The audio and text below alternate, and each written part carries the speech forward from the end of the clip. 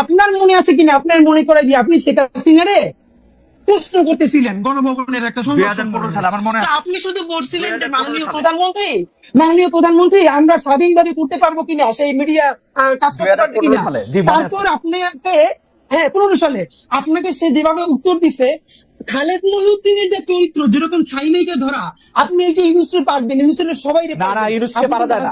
আমি বলি হাসিনাকেও পারা যায় না, ইউনুসকেও পারা যায় না। আমি বলি হাসিনাকেও পারা যায় না, ইউনুসকেও পারা যায় না। আমি দায়িত্ব নিয়ে বলি, দাঁড়ান, এই প্রশ্নটা আমি বলি আবারে।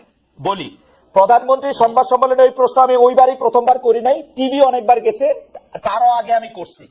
কিন্তু প্রধানমন্ত্রীর প্রশ্নটা করার পরে প্রধানমন্ত্রী যেভাবে আমাকে উত্তর দিছে, সেই সময়কার প্রধানমন্ত্রী, তারপর থেকে আমার কোনো সম্পূরক প্রশ্ন করার উত্তর জায়গা ছিল না। দেন ওদের সংবাদ সম্মেলন ফর 30 আদার পিপল। ঠিক আছে, ডক্টর মোহাম্মদ ইউনূস, ডক্টর মোহাম্মদ ইউনূস আমার কথা শেষ করতে দেন, শেষ করতে দেন। এই সেপ্টেম্বরে কিন্তু উনি এখানে আসছে জাতিসংঘের মধ্যে নিয়ে, উনি সবারই দাওয়াত দিতে আমার ছাড়া। কিন্তু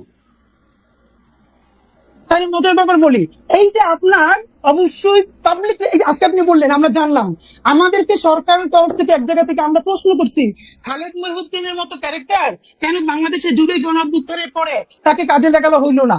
আমাদেরকে বলা হয়েছে খালেদ মহিউদ্দিন ভাইকে 2বার সরকার থেকে, একবার বিটিভির দায়িত্ব নিয়ে আরো একটা বড় পদে বসে, প্লিজ আপনি এই রাষ্ট্রকে গড়ে তুলতে সাহায্য করেন। খালেদ মহিউদ্দিন ভাই রেসপন্স আমি কোন সেক্রেটারিয়াল জব, মিনিস্ট্রিয়াল জব করব না। তো আমি বাংলাদেশে সেক্রেটারিয়াল জব করব না। আমি বিটিভির দায়িত্ব নিতে আমাকে অফার করা হয়েছিল। আমি বলি বিটিভির দায়িত্ব নিতে আমাকে অফার করা হয়েছিল, আমি শর্ত দিছিলাম বিটিভির প্রোভাইসও ঠিক করেন, আমি তথ্য উপদেষ্টা বা তথ্যমন্ত্রীকে আমি এটা রিপোর্ট করব না। তারা এটাতে রাজি হয় নাই, তারা বলছে আপনি আইসা আস্তে আস্তে করেন। আমি আস্তে আস্তে করার মধ্যে আমি নাই। ফাইন, এটা আমরা জানলাম। কিন্তু খালেদ ভাই আপনার মানে আমরা ওই ভালোবাসার জায়গা থেকে বলি, আমরা তো প্রত্যাশা করছিলাম যে আপনি জার্মান থেকে যেরকম ইউএসএ গেলেন, আপনি জার্মান থেকে এই জুলাইয়ের পরে একবার কিন্তু বাংলাদেশ আপনার খালেদ ভাই দেখি নাই। আপনি আসলে হয়তো কি জানেন, আপনি অনেক মেকানিজমের সাথে কথা বললে, শহীদ পরিবারের গুলোর সাথে কথা বললে, তাহলে আপনি আরো যেটা ফিল করতেন। আমি বলি আমার দিকে আলাপটা করলে কি মানে আলাপটা আমি আর আপনি আলাদা আলাপ করবো না। আপনি খালি আমাকে এই কথা বলেন, আমি সরাসরি প্রশ্নটা করি। এটা আমি কামাল ভাইয়ের কাছ থেকে আসলে একটু জানতে চাইবো, কারণ আপনার কাছ থেকেই আমরা এগুলি সবচেয়ে বেশি শুনি। কারণ যারা আগে জুলাই নিয়ে কথা বলছে তাদের অনেকেই ছাড়ান দিছে, রিটায়ার্ড করছে। আপনি রিটায়ার্ড করেন নাই, আপনি মাঠে আছেন, আপনি কথা বলতেছেন।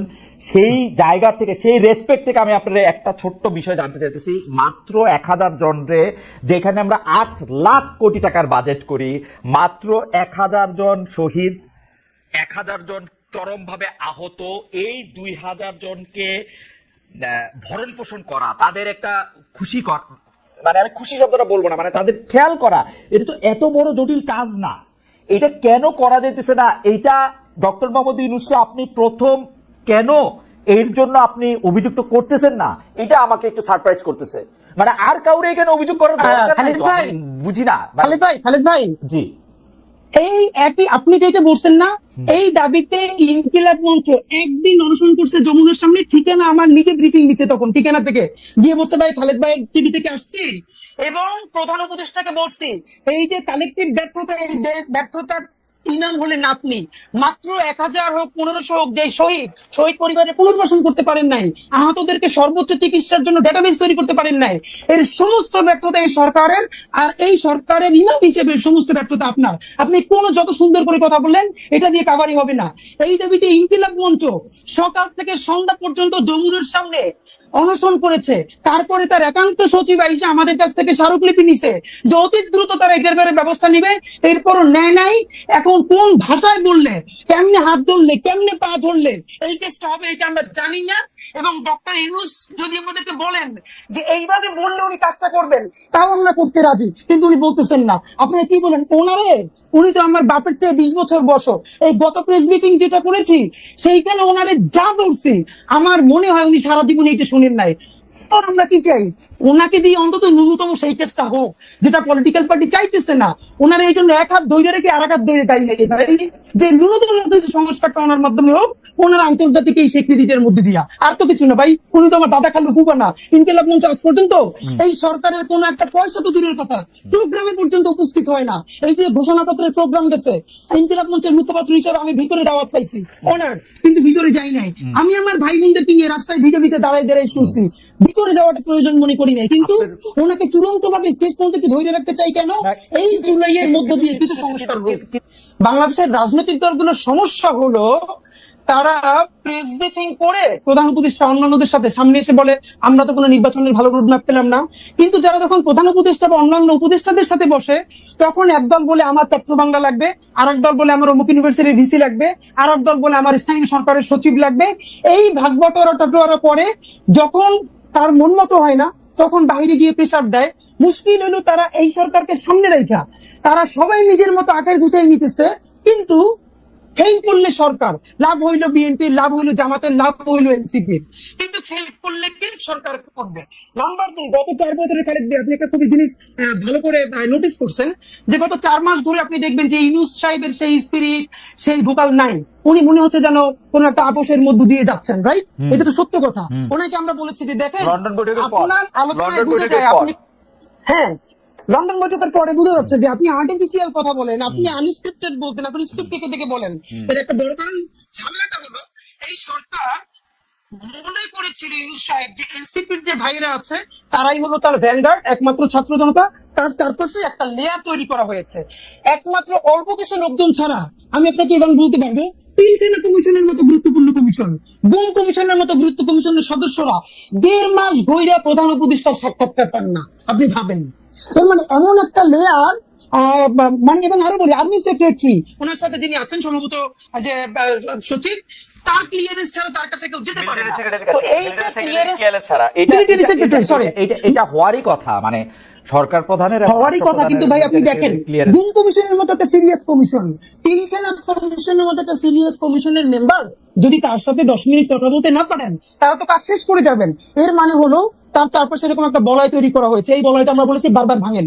এই বলয়টা না ভাঙলে আপনি যেটা মাসুদ ভাই বলছেন যে উনি বাংলাদেশের মানুষকে চেনেন না, দেখেন উনি বাংলাদেশের মানুষের চিনছিলেন বিধায় গ্রামীণ ব্যাংকে সফল করতে পারছেন, কিন্তু এই যে ওনাকে ব্র্যাকেট বন্দি করতেছে কারা?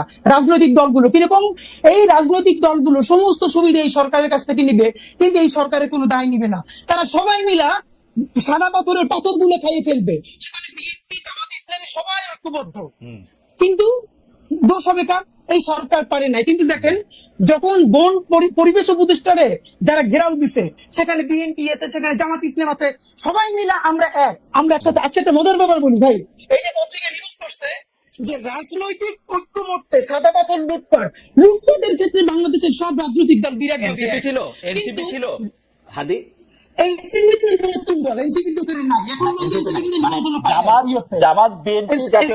জামাত বিএনপি জাতীয় পার্টি করছে, মিলে এই লুটপাটটা করতে চাইতেছে। এখন আমাদের যেটা মুশকিল, আমরা ভাই নির্বাচনের আগে কি চাইতেছি? আমরা বলছি এই নির্বাচন ফেব্রুয়ারিতেও লাগে না, এই নির্বাচন চাইলে ডিসেম্বরেও করা সম্ভব। দুইটা কাজ করেন প্লিজ।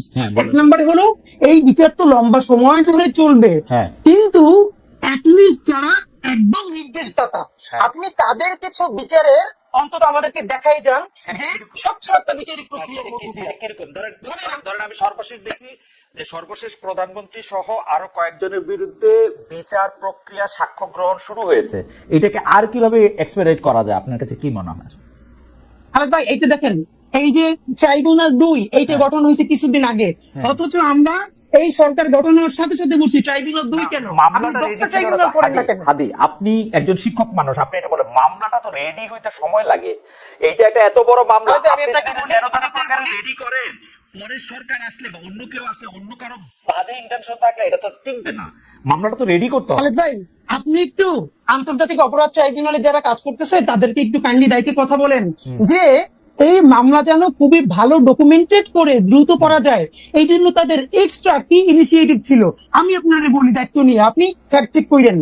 এই যে আইসিটি করা হয়েছে তাদের সাথে পুলিশ দেওয়া হয়েছে না, সব থেকে দুর্বলতম পুলিশ যার কান্দা থেকে বন্দুক খুলে পড়লে আমাদেরকে বলতেছে সেখানকার সদস্যরা। এমনও হয়েছে যে অপরাধী ধরতে গেছে পুলিশ দৌড়ে পারে না, তো এই যে আন্তর্জাতিক অপরাধ ট্রাইব্যুনালের যে টিম তারা দৌড়ে আসামি ধরতেছে। কিরে ভাই, মানে আমি আমাদের অনেকে আপনাকে এই প্রশ্ন করেছেন, আমাদের গবেষক দলে আপনাকে প্রশ্ন করেছেন যে 5 আগস্ট ডক্টর ইউনূস জুলাই ঘোষণাপত্র পাওয়ার পরে এনসিপি বা বাংলাদেশ গণতান্ত্রিক ছাত্র সংসদ এবং এমনকি আপনাদের মধ্যে এক ধরনের মনোমালিন্য, ঘরের মধ্যে মশারি, কেউ কেউ বলতেছেন দলের মধ্যে দল, আপনারা আলাদা হচ্ছেন নাকি আপনারা এক হচ্ছেন, সেরকম অনেক কথা বলছেন। আপনি ব্যাপারটাকে আসলে কিভাবে দেখেন? প্রশ্নের মধ্যে আরো প্রশ্ন আছে। খালেদ ভাই, আপনাকে সবাই অনেকে যেহেতু- প্রশ্ন করেছেন, শুধু আপনাকে দর্শকরা এই প্রশ্নটাও করেছেন যে আপনি এনসিপি তে যান নাই কেন, আপনি নাগরিক কমিটিতে থাকলেন, এনসিপি যখন হইলো তখন আপনি গেলেন না কেন? আচ্ছা, এটা আমি বলতেছি, এটা আমি ফেসবুকে অনেক আগে ক্লিয়ার করছি, তারপর জি। আমি আপনাকে একটু বলি। জি। যেহেতু প্রশ্নটা আসেন, আমি ভাবছি আপনি হয়তো প্রশ্নটা করবেন, তা আমি একটু আপনার মাধ্যমে মাসুদ ভাইকে একটু কাইন্ডলি প্রশ্ন করে রাখতে চাই। আমি পুরোটা দেখি নাই, বাট যেহেতু ইউটিউবে প্রচুর ছড়াচ্ছে, থাম্বনেল দেখে দেখেছি যে মাসুদ ভাই বলেছেন যে আসলে আওয়ামী লীগ ছাড়া এই নির্বাচন ইনক্লুসিভ হবে না, বা এরকম একটা কিছু। জি, right. আপনি যদি ওকে, আপনার বলেন। নাম্বার 2 হলো এইখানে ভাই কয়েকটা ব্যাপার, যে মুচলেখা দেওয়ার যে কথাটা বললেন না মাসুদ কামাল ভাই, যে জি। ওরা কেন মুচলেখা দিল। একটা ব্যাপার হলো, দেখেন এই গণ অভ্যুত্থানের পরে আমাদের সাথে যারা উপদেষ্টা হয়েছে, বিভিন্ন আন্দোলন করছে, এদের ব্যাপারে যখন যেটা দেখেছি আমরা সমালোচনা করেছি। কিন্তু একটা ব্যাপার দেখেন খালেদ ভাই, আমারে আজকে আপনারা যত বিপ্লবী মুভি দেখেন, যাই দেখেন, আমি নাহিদের হাজারটা সমালোচনা করছি, নাহিদের করছি, অন্যদের করতেই থাকবো। কিন্তু এরপর আমি যেটুকু অ্যাড্রেস করব, যদি এই ফ্যাসিবাদের পতন না হইতো, তাইলে যদি প্রথম কারো ফাঁসি হইতো, সেই ফাঁসিটা নাহিদের হইতো, আমার ওয়াকার সাহেবের হইতো, ওয়াকার সাহেবের হইতো, হয়তো হয়তো হইতো, সেটা কিন্তু ওয়াকার সাহেবের আগে হইতো না নাহিদ সাহেবের আগে হইতো, এটাতে আমার ডাউট আছে। কারণ আমার কাছে আচ্ছা, মনে হয় যে সেটাও শেখ কিন্তু- হাসিনার পুরা দায়টা ওয়াকার সাহেবের দেয়। উনি মনে করেন আচ্ছা, না ওকে, নাহিদ সাহেব এত কিন্তু- বড় বিপ্লবী, উনি মনে করে ওয়াকার সাহেব বেইমান করছে। আপনি বয়ানটা দেখেন কিন্তু। আচ্ছা, ওকে, সেটা যেটাই হোক, কিন্তু সিভিলিয়ানদের মধ্যে, কারণ নাহিদ যেদিন 3 দফা মানে 1 দফায় ঘোষণা করেছে, সেদিন কিন্তু তার মৃত্যুর পরোয়ানা মানে সে স্বাক্ষর করেছে। এখন এখানে ব্যাপার মুচলেখা দেওয়ার ব্যাপারটা মাসুদ ভাই কেন রিলেট করতে পারবেন, আমি আপনাকে বলি। এর কারণ হলো, মাসুদ ভাই এর উত্তরটা একটু আগে বলছে, আপনাকে বললো না যে ওনাকে আওয়ামী লীগের সময়ও ডিজিএফআই থেকে 2-3 বার চা খাইতে ডাকছে, তিনি যান নাই, কিন্তু কিছু হয় নাই। এর মানে হইলো ডিজিএফআই আসলে অত খারাপ না, এই আমরা যারা খারাপ মানুষ ছিলাম এদেরকে ডিজিএফআই আয়নাগর দিয়ে হেদায়েত করে ফেলছে। কিন্তু মাসুদ ভাই ভাবেন, ডিজিএফআই চা খাইতে ডাকতেছে আর মাসুদ ভাই যাইতেছে না, তাও ডিজিএফআই এর কিছু বলতেছে না। আমি আপনাকে কিছু ছোট স্মরণ করে দিই। নুরুল কবির ভাই, আমি আমার অনুষ্ঠানে অন্য কোনো কথা, যেটা আমি দায়িত্ব নিয়ে করছি, নুরুল কবির ভাই আমার অনুষ্ঠানে গিয়া ডিজিএফআই রে, শেখ হাসিনা রে, মানে ইন্ডিপেন্ডেন্ট টেলিভিশন অনুষ্ঠানে এমন কথা বলছে যেগুলো আমি এখন মুখ দিয়ে করতে পারবো না। ওই কথা বলার সময় নুরুল কবির ভাইদের একটা আলাদা অবস্থান ছিল, মাসুদ কামাল ভাইদের একটা আলাদা অবস্থান ছিল, যেটার জন্য এত সহজ নাকি। কামাল ভাইয়ের শুধু মনে করাই যে উনি নাহিদের শরীরের দাগ দেখছেন কিনা, Okay. ওনার সন্তান যদি হইতো বা ভাই সারা শরীরের কি অবস্থা, কোনো মানুষ সুস্থ থাকতে পারবে? নাহিদের হাজারটা সমালোচনা আমি করি, কিন্তু ভাই নাহিদের শরীরের দাগ কি দেখা যায়? না, তো ঠিক আছে। এইটা হলো একটা প্রশ্ন, সুতরাং মুসলিমের উত্তর পাবেন। নাম্বার 2, জি। এই সরকারের ভাই বললো না যে ভাই দেখেন, আমি নিজেও বলি, এই সরকারে যারা উপদেষ্টা হয়েছে ছাত্রদের, প্রথম হলো কে হয়েছে এই প্রশ্নটা পরে। এখন ধরি আমাদের প্রাইভেট বিশ্ববিদ্যালয়কে আমরা বলি এই আন্দোলনের বাসের কেল্লা। ঢাকা বিশ্ববিদ্যালয় যখন একদম মুক্ত হয়ে গেছে, পুরো আন্দোলন মরে গেছে, তখন এই আন্দোলনকে নতুন করে জীবন দিয়েছে, বাঁচিয়ে রেখেছে প্রাইভেট বিশ্ববিদ্যালয়। কারণ আমার বাসায় রামপুরে আমি আন্দোলনের শুরু থেকে শেষ পর্যন্ত ব্র্যাকের সামনে, স্টুডেন্টদের সামনে এই পুরো ঘটনার সাক্ষী যে কি হয়েছে। সুতরাং এখন কথা হলো ভাই, ধরেন 10 জন উপদেষ্টা নিবে ছাত্রদের মধ্য থেকে, তাইলেও কি সকল প্রাইভেট বিশ্ববিদ্যালয় থেকে একজন করে নেওয়া সম্ভব? বাকি যে হাজার হাজার হবে না, সেও তো প্রশ্ন তুলবে, এটা কোনো প্রক্রিয়া না। কিন্তু আমরা বরং যেটা করতে চাই, এই যে 2 জন ছাত্র উপদেষ্টা হইলো, এখানে তো 2 জন না ঠিক হয় না। এই সরকারের একমাত্র বৈধতা এই ছাত্র উপদেষ্টারা তাদের সাথে আছে। কারণ যখনই তারা চাপে পড়ে কোনো অকাজ কইরা, তখন বলে আমাদের সাথে ছাত্ররা আছে। কিন্তু ছাত্ররা যে দাবি জানায়, সেগুলো সে ডক্টর ইউনূস সাহেব একটাও বাস্তবায়ন করে না, ক্যাবিনেটে বাস্তবায়ন করে না। কেন করে না? কারণ এই ক্যাবিনেটের অনেকজন উপদেষ্টা ইতিমধ্যে বিভিন্ন রাজনৈতিক দলের সাথে negotiation করছে। আমার কিন্তু তাই মনে হয় যে আপনি কি সেটা বলেন যে 7 জন উপদেষ্টাই বা 10 জন উপদেষ্টাই ছাত্রদের থেকে নেওয়া উচিত ছিল? এই আমি মনে percentage টা করি করা 3 উচিত হয় ভাগের নাই? ন্যূনতম 1 ভাগ, 3 ভাগের ন্যূনতম 1 ভাগ ছাত্রদের মধ্য থেকে নেওয়া উচিত ছিল, মানে এবং 22 এখান থেকে জনের, অবশ্যই না, না, প্রাইভেট আমি কি হিসাব করি, বিশ্ববিদ্যালয় থেকে 22 নেওয়া জনের উচিত 3 ছিল। ভাগের 1 ভাগ, মানে আপনি 8 জনের কথা বলতেছেন যে ছাত্রদের। 8 জন অন্তত। এবং আমরা সেখানে প্রেস ব্রিফ করে বলেছি, এইখান থেকে প্রাইভেট বিশ্ববিদ্যালয় থেকে নিতে হবে মিনিমাম 2 জন। আমাদের নারীরা যদি না নামতো, জীবনে জুলাই সফল হতো না।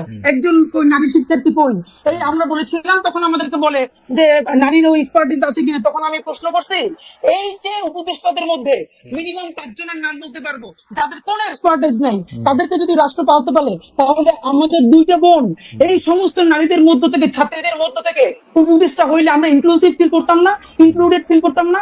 আমাদের প্রাইভেট থেকে 2টা ছাত্র যদি থাকে, কওমি মাদ্রাসা এত জীবন দিছে, ধরেন মাদ্রাসা থেকে একটা ছেলে প্রাইভেট বিশ্ববিদ্যালয় থেকে 2টা ছেলে, নারী শিক্ষার্থীদের মধ্যে থেকে 2জন বা 1জন, তাতে আমরা সবাই ইনক্লুডেড ফিল করতাম। এইটা না করে যেটা হয়েছে, এখন ছাত্র জনতা বিভাজিত হয়েছে। এই ইনক্লুডেড ফিল না করে জনাব মাহফুজ, জনাব নাহিদ, জনাব আসিফ উপদেষ্টা পরিষদে গেলেন কেন?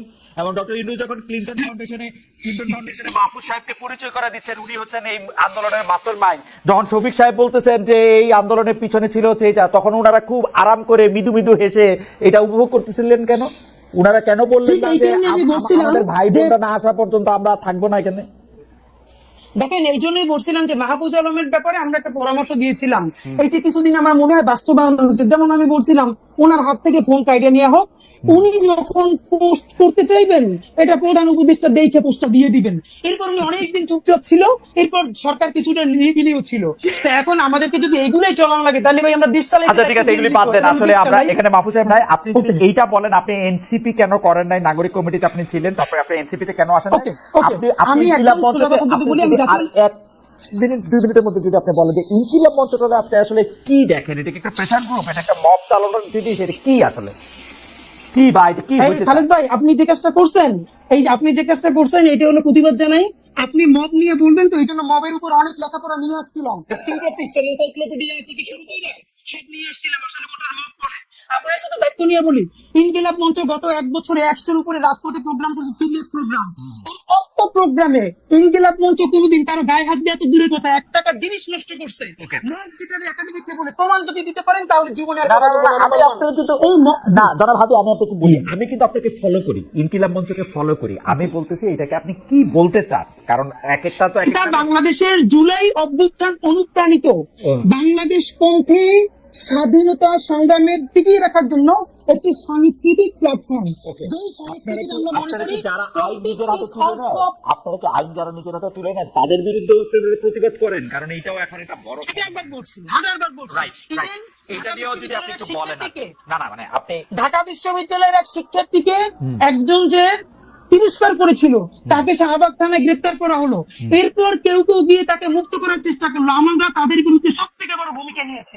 আমরা বলেছি এইসব অসভ্যতা বন্ধ করতে হবে এবং অবশ্যই যারা মত করতেছে ওদের বিচার করতে হবে। কিন্তু ভাই, এই যে মব যেটা বলি, বাংলাদেশে এখন গুগল সার্চ করলে মব লাগলে 1 বছরের নিউজ আসে।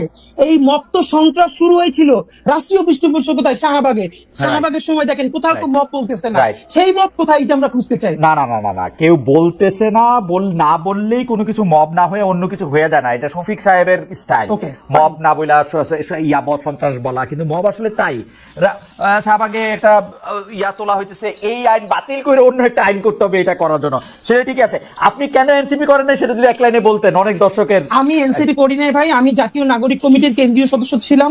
যখন এটা পলিটিক্যাল ফরমেশনে যাবে তখন আমার মনে হয়েছে যে পলিটিক্যাল পার্টি জুলাই অভ্যুত্থান অনুপ্রাণিত অবশ্যই একটা লাগবে, কিন্তু সবাই যদি পলিটিক্সে যায়, দেখুন এখন আমাকে বিএনপি গালি দেয়, আবার বিএনপি আমার কথা পছন্দ করে, জামাত গালি দেয়, জামাতও পছন্দ করে, কারণ আমরা জুলাইয়ের একটা প্রেসার গ্রুপ হিসেবে সবাইকে একতাবদ্ধ রাখবার চেষ্টা করছি।